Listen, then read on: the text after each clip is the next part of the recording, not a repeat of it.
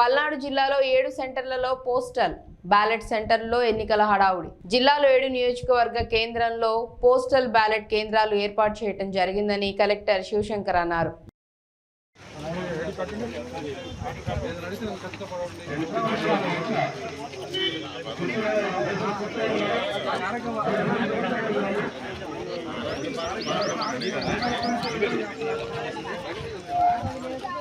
లైన్లో నుంచోవాలి.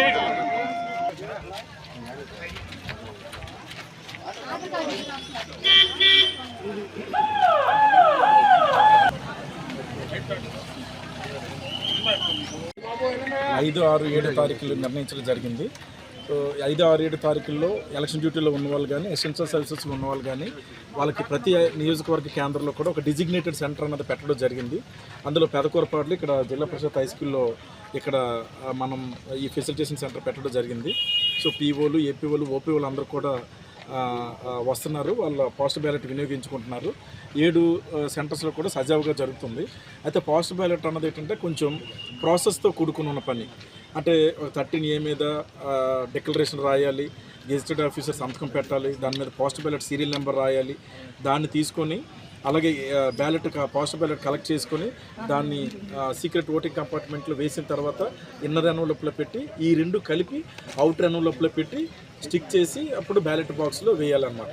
అలాగే సేమ్ పార్లమెంట్కి వేసిన తర్వాత అసెంబ్లీ కూడా చేయవలసి ఉంటుంది. అందువల్ల కనీసం అంత పర్ఫెక్ట్గా ఉంటేనే ఒక 3 నిమిషాలైనా ఒక్కొక్కరికి పడుతుందన్నమాట. అంత కాస్త ఈ వర్క్ అది ఉంటుంది కాబట్టి అదే మేము ఇక్కడ ఏఎల్ఎంటీసీని కూడా పెట్టి పబ్లిక్ అడ్రస్ సిస్టమ్ కూడా పెట్టి ముందుగానే గైడ్ చేస్తున్నాము.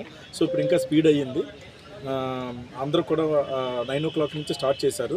సాయంత్రం 5 వరకు అని చెప్పినా సరే సాయంత్రం 5 గంటలకు ఎంతమంది ఉన్నారో అందరి దగ్గర స్లిప్పులు తీసుకొని ఇది ఈరోజు ఎవరెవరైతే ఇక్కడ ఫోటో మా పోస్టల్ బ్యాలెట్ కోసం వచ్చారో వాళ్ళందరికీ కూడా వచ్చిన వాళ్ళందరికీ కూడా వేసినంత వరకు కూడా ఈ సెంటర్ కొనసాగుతుంది. ఈరోజు అయిపోయిన తర్వాత అప్పుడు ఎలక్షన్ ఏజెంట్స్ ఆర్ క్యాండిడేట్స్ వారి సమక్షంలోనూ అంతా క్లోజ్ చేసి దానిని స్ట్రాంగ్ రూమ్లో పెట్టడం జరుగుతుందన్నమాట.